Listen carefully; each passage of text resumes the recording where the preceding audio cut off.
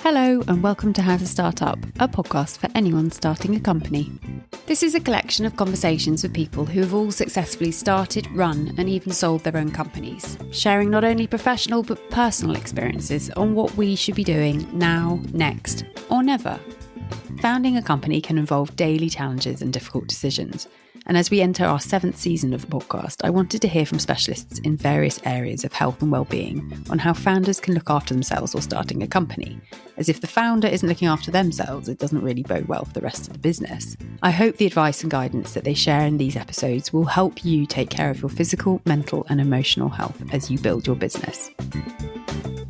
In this episode, we hear from physio and PT Tim Blakey, creator of Prime Body, the personal fitness training app. Born from his own health and fitness challenges and overcoming training injuries, Tim combines corrective work with strength training to optimise body composition and combat body betrayal. Today, Tim shares his perspective on why founder mobility is so important to incorporate from the beginning and why it can actually be a great investment in your overall business. Hi Tim, welcome to How to Start Up. It is great to have you on. Great to be here. It would be great if you could start with a brief introduction as to who you are and a bit about the business that you started, or businesses you started. My name is Tim Blakey and I'm from New Zealand originally. I came over to London around 2005, working as a physio that then went into passion for strength training. So I sort of combined that. I built an online training app called Prime Body, which is where I can help people from all over the world. And I've most recently started a health and fitness agency to serve a particular demographic. Why did you start Prime Body in the first place? It was strange. It was actually the clients I was working with, I wanted something that they could travel with. I would train them as well as perform physiotherapy on them when they were in London, and I wanted them to be able to work when they were away traveling. As apps became a thing, the functionality of apps increased. I thought, it's a no-brainer to start taking a lot of the stuff that I do in person online. We all heard about the body coach, Joe Wick's doing very well. But when I first heard about him, it's kind of what inspired me to do it, because he was doing stuff with people in their living rooms. And with Prime Body, I wanted to serve people that were going to the gym. They're members of the gym. Perhaps they don't have any results. But I also wanted to incorporate my physiotherapy, like my corrective or what I call reverse posturing type exercises, so that they can get all the gains, they can look great. I saw you adjust your posture just then. Yeah. I was just interviewing someone about breath work. I was like, I'm really conscious of my breathing now. Yeah, right. Well, this is it. It's just a reminder, constant reminders. So incorporating my physiotherapy into it, I wanted to give people all the benefits that you see of these body and life transformations, get all the gains, look good and all the rest of it. But I also want them to be able to correct their posture and combat sort of the positions that we're forced into all day when we're sitting at desks and so forth. And I think, not only is that, it's an underplayed role, posture, in terms of a transformation. Okay, it can make, rather than thinking about building muscle or losing fat, improving posture can have a profound effect, not just on how people look, but how they feel, and also injury prevention. Well, given this whole season is about founder health and wellness, I wanted to talk to you in particular about mobility, because I've spent many hours over a laptop and the whole tech neck thing. My posture is awful. I'm not moving enough. I know if I move and exercise and sleep, eat properly, drink water and move, I'm a better business owner. So what are you seeing now that founders or clients are coming to you with in terms of their problems? What's the most sort of obvious thing that you're seeing? Well, obviously there's the tech neck and there's the desk slump. But if I talk on a broader term, what I'm seeing, there's definitely, from my time in London, even since 2005, there's far more emphasis on health as the most important asset or best form of wealth. You look at Jeff Bezos has now got gains, right? And it's like all these high-powered CEOs, they're taking their health more seriously, which is awesome to see, because I think the broader public are doing that as well. Just quickly, gains with a Z. This is something that I had a problem with. What are gains? For people like me that didn't know what these were? Yeah, I should probably clarify that. People in my industry use it so often that we forget that most people probably wonder how we're talking about. Gains are like muscle. If you're a dude, it means a big sort of thick muscle. If you're a girl, it means tone and lean. Okay, it's not a negative gaining weight. It's gains, meaning lean tissue. Okay, It's what benefits us all, and it's what we should all be trying to not only build upon, but at least maintain as we go into our older years. The healthier you are, the more health you have in your off time. You're going to have during your business time. You're going to be more productive. You're just going to be able to do more things, for the rest of your life. I was going to say, why is founder health so important? Again, because I think, the more our technology improves, the more we are desk bound. I noticed that with my online training. Suddenly I'm moving from being really physical job to sitting at a desk more. And you're going to need that yin and yang. You might have noticed, and I'm sure many of your listeners will notice, sometimes you're sitting slogging away at a desk and you're feeling super unproductive. You go for a walk, just get that blood pumping around your brain, just movement in general. Okay, you wasted half an hour going for a walk, but you've just now come back to do whatever task you're doing, and you're just infinitely more productive. And it just shows how important or how tied our physical health is to our mental and sort of business health. I guess also on the walk, you could take a call or you could be thinking about something. You're not necessarily not working. Someone said to me when I started, you're just constantly going to be thinking about your clients in the shower, last thing at night. You can't not think about it. But so going for a walk isn't necessarily not working. And I think that's something I'm really, especially when I work from home, I know if I just go for a walk around the block, I'll come back with a revived energy. Any tips and tricks that you give founders to incorporate that? Do they schedule it? Should they have a reminder on their phone? Like, what would you recommend for them to program it in? Yeah, actually, I was going to say that at the start. I think one of the most important things to get across is that there is no perfect posture. People are wondering perfect postures. They ask me, Tim, I've bought a Swiss ball, the big exercise ball. I bought that to sit on. It's going to activate my core, or I've got a walking desk or a standing desk. All of those things are great in small doses because the truth is the perfect posture is movement. Okay, so and I know that some offices are pretty restrictive. The more times you can split your position up from sitting, even leaning over your desk, standing up on a higher desk, walking to take calls, as you said, walking to brainstorm with, if you're in the office and you're with people that you'd have a meeting with, if there's two of you, go for a walk. Oh, I should be recording this podcast walking around the park. Yeah, we both should, 100%, which we easily could have as well, right? I will provide videos and links for your listeners about some tips and tricks you can do sitting at a seat, because obviously spending sustained amount of time in one position is unavoidable for sure. And there are ways that we can do that. I just don't want people to get hung up on the perfect posture, because if they're thinking posture, get out and move, or do whatever you can. Get up from your desk to take calls and just move around as much as you can. So just vary it up a bit. And something you were saying about time is the most precious commodity when you're running a business, and it's something that you have a finite amount of. How is investing in that now, given a founder might not have the budget or the time to put into their fitness and mobility now? Why do you think they should do that? Well, it's that whole longevity aspect. It's very closely tied to our mental health as well. So the more time you neglect that mobility, you're going to pay for that in time and cost later on down the line. So it's a good investment. Exactly. And to touch on something I saw the other day, there's a new Jonah Hill documentary on Netflix. Now, he talks about fitness in relation to his fat loss and how, he was always taught that something was not right with his body because he was overweight, and that's why he pushed it away all the time. And he was never made aware of how important and valuable it is for our mental health. And I know you've talked to our good friend Matt Johnson before about mental health. And I think this ties into what you're just asking, that I think if you can work on your physical health, your mental health will benefit in the long run. If your mental health is benefiting what you do during the day, the workload, the stresses, you're going to cope with it so much more. So it's easy to write fitness off as being vain, particularly lifting weights or bodybuilding.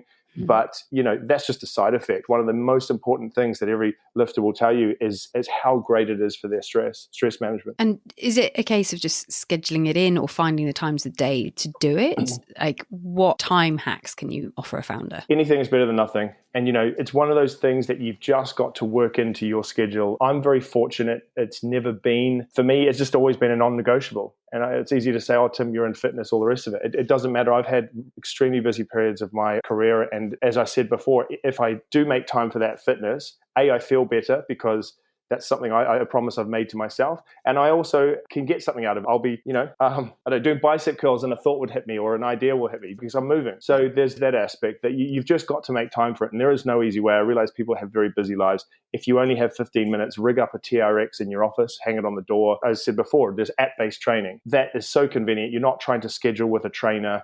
You're not letting anyone else down if you have to delay your training an hour later than you intended that day. You've got an app, you've got something to follow. There's so many less barriers for you to get that exercise in during your day. And doing 5 minutes is better than no minutes. 100%. And if you've got 5 minutes, the best thing I would say is, it doesn't even have to be exercise. I would make sure you prioritize your mobility. And this ties back to what we were saying about sitting at a desk for long periods of time. My workouts, both in person and online, I always prioritize mobility and activation. Okay, so you're mobilizing all your joints before movement. It's far more important and far more beneficial than stretching after a workout.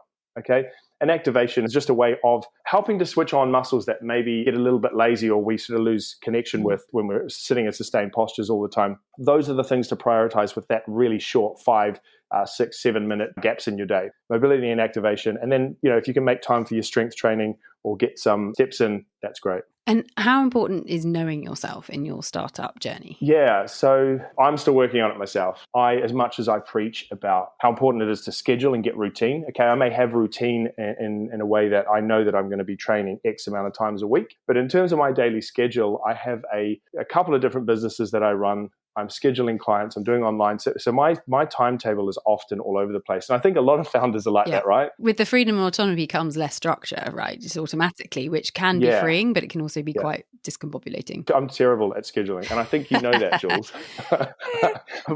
but I've got things that I have to prioritize, and often it leaves part of my life very disorganized, and regular bedtimes and regular wake ups and all the rest of it. But like I said, I don't accept any sort of interruption of my fitness or my active part of my day. That's a non-negotiable. So whatever time of the day, you'll find a time slot. Yeah. And is there anything to say that you should exercise first thing in the morning, not so late at night? Times of the day, is that important? There's little bits of research that show that certain times of the day can be slightly beneficial, but I always say just ignore that, and everyone should train or move whatever time suits their schedule best, because that's where they're going to be consistent with it. So don't worry too much about that.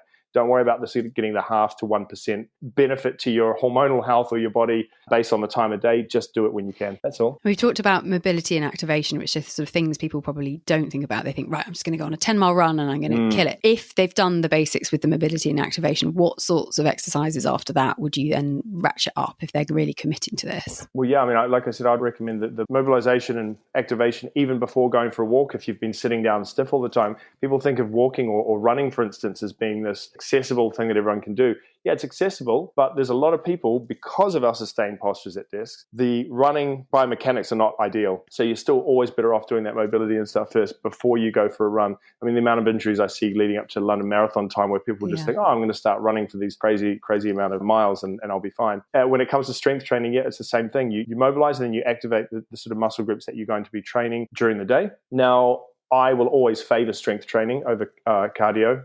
You can get your cardio just from walking, whereas strength training will have a benefit to your cardiovascular health as well as your musculoskeletal health, whereas cardio running is a lot less. How come in the musculoskeletal? Because what resistance training does is you've got heavier weight, so more resistance, increased bone density, increased lean mass, and that is still the key determinant in longevity and quality of life throughout all of our science. That's the number one thing. How much muscle you take into your old age is the key determinant on your quality of life. How have you managed your health and wellness through your own startup journey? Like, because obviously you're super fit, but have you struggled with sleep or anything else that you could advise founders to avoid? Sleep's a big one. I mean, the most common one for people that are running their own business and trying to burn the candle at both ends, they'll lean a bit too heavily into the caffeine often. I mean, that's a big one. I was always one of those people that would say, you can have an espresso and then sleep, no problem. But the problem is the quality of sleep. So your sleep is actually far less deep and far less restorative if you've had caffeine. So even if you think you're a great sleeper, you should probably still be cutting up caffeine. Last one at sort of early afternoon. I was talking to someone else about this, saying that caffeine has a 12-hour half-life. So even if you drink it at noon, at midnight, it's still in your system. Yeah. We've talked about the fact that when you become a founder of your own business, you have the freedom and autonomy to run your day how you like it. And I am a big fan of remote working and traveling overseas. And that blend between travel and work is brilliant for me. But the one thing that then falls off is my structure around my exercise. What advice would you give people when they are on the road? Is there anything that they should pack with them to help them keep that mobility and activation going? Yeah, a TRX or some bands.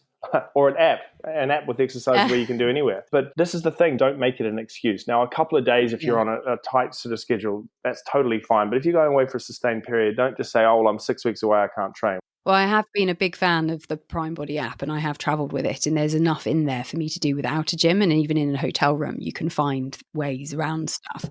And when you say bands, do you mean the TheraBands, right?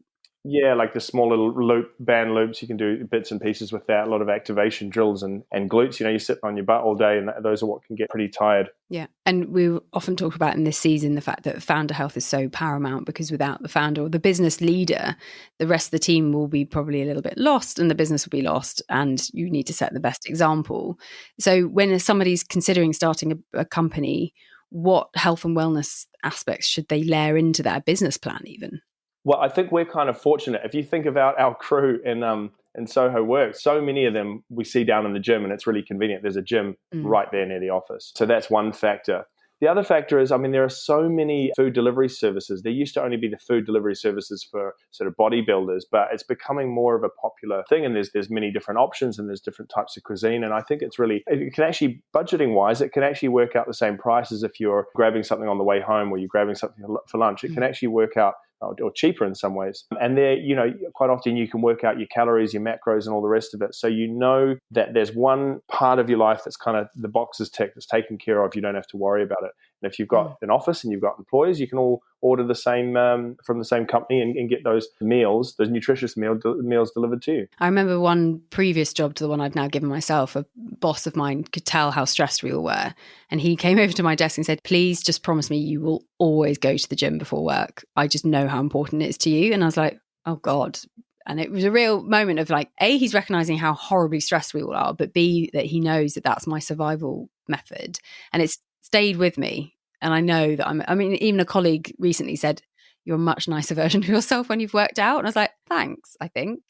I was going to say straight away, maybe he thought you were a dragon when you didn't work out. And maybe we all are. And I 100% get that. I think I've mentioned to you before, there's a group of us that you go down and do this sort of cold water dipping in the Serpentine. And there's similar effects of that as the training. You're doing something really hard first thing in the morning.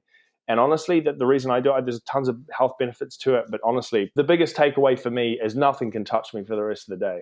If you've done that, you can do anything. Yeah. And it took a while to get addicted to it, but there's something about it. Like, it's not enjoyable, it's horrible, but I feel so good. Nothing really affects me for the rest of the day. I think that's also the thing, is that when you have the freedom of being your own boss and you can structure your day how you like it, barely anyone manages to get it right every day. But I find, as long as I'm talking to people, and it could be in the gym, it could be swimming, it could be playing tennis, it could be socializing, business does come into that conversation.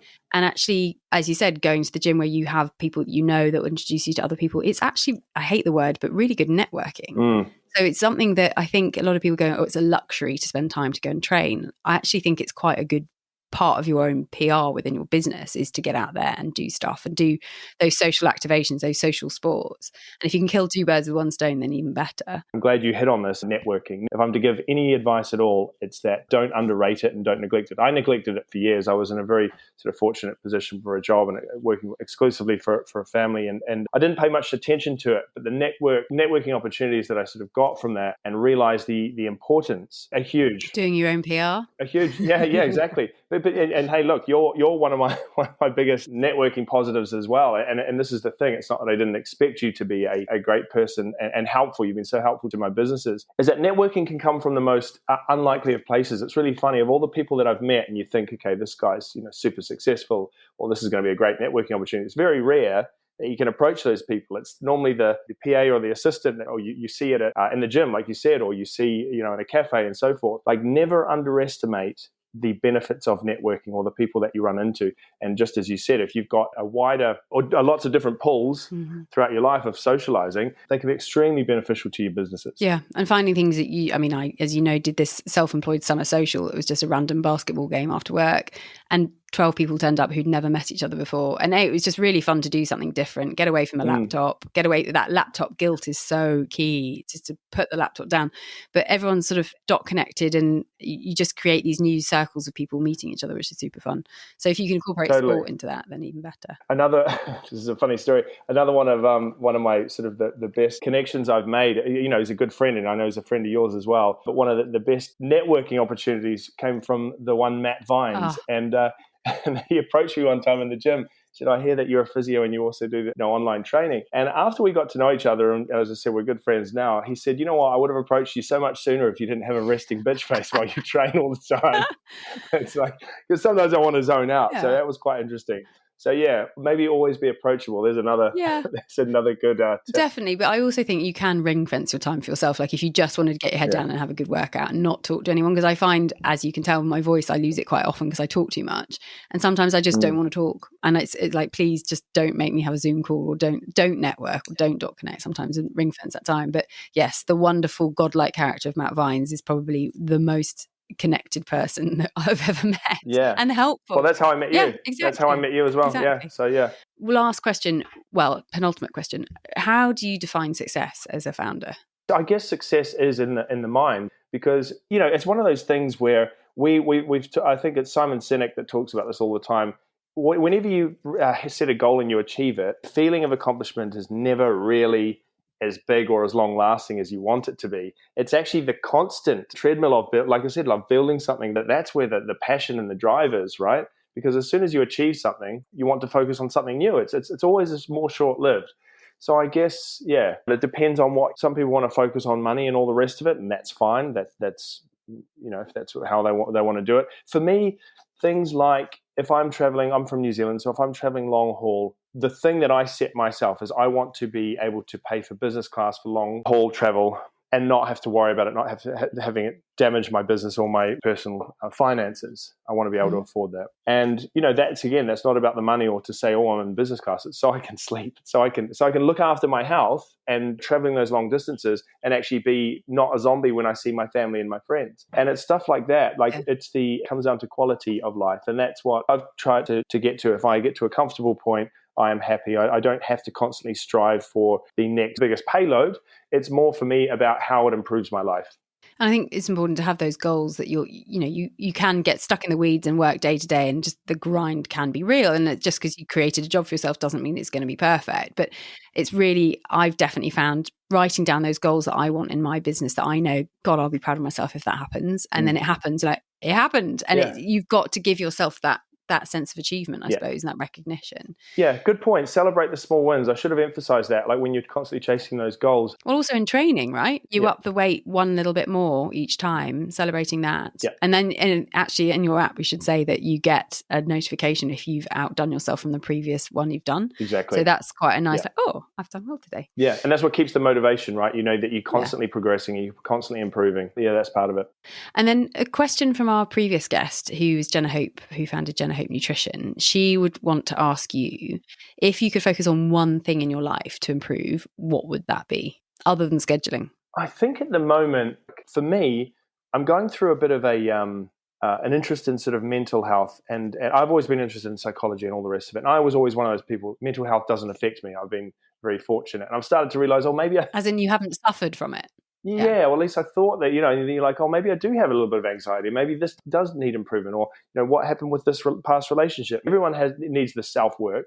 And again, this comes back to being one of my best mates is Matt Johnson, who's I know you've interviewed, and he's amazing. And being friends with him has made me far more aware of it. You can't have the body without the mind. I want to dig into it because it has a lot to do with my industry. And if I can tap into people's emotions and sort of mental well-being as well, maybe I can get more out of them. Yeah, so I've talked about this before, but one of the things that I think everyone should take away is, if you forget everything that we've talked about now, it's take an interest in your body. This meat vehicle that carries you through your life, that's what it is. Like, it's amazing when people can do spreadsheets and trade and whatever other jobs. That's how limited my office experience is.